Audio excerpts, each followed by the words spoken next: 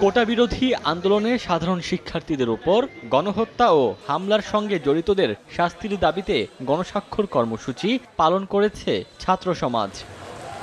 বৃষ্টি উপেক্ষা করে সোমবার সকালে মুন্সিগঞ্জে জেলা শিল্পকলা একাডেমি প্রাঙ্গণে গণস্বাক্ষর নেওয়া হয়। এ সময় ছাত্র আন্দোলনে হত্যাকাণ্ড, হামলা ও নির্যাতনে দোষীদের সর্বোচ্চ বিচার দাবি করেন বক্তারা।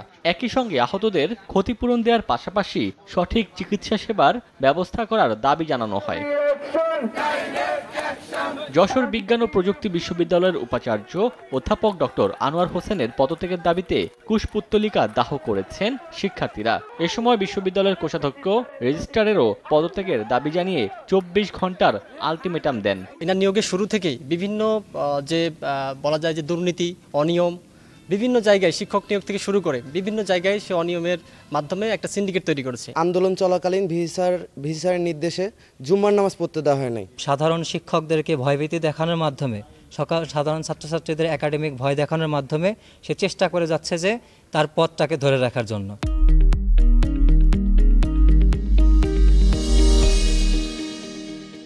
যিনি একনায়কতান্ত্রিকভাবে এই আমাদের যশোর বিজ্ঞান ও প্রযুক্তি বিশ্ববিদ্যালয়ের দুর্নীতির স্বর্গরাজ্য কায়েম করেছেন, 100-র উপরে সাধারণ শিক্ষার্থীকে বহিষ্কার করেছেন, এই বিশ্ববিদ্যালয়কে গবেষণাধর্মী একটা বিশ্ববিদ্যালয় প্রতিষ্ঠা করতে পারেন নাই এবং এই বিশ্ববিদ্যালয়ে বিশৃঙ্খলা সৃষ্টি করেছেন। আমরা এই দালাল ভিসির পদত্যাগ চাই।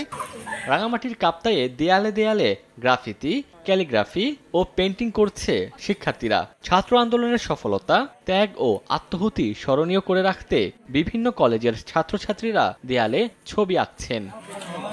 ওমর ফারুক, সময় সংবাদ।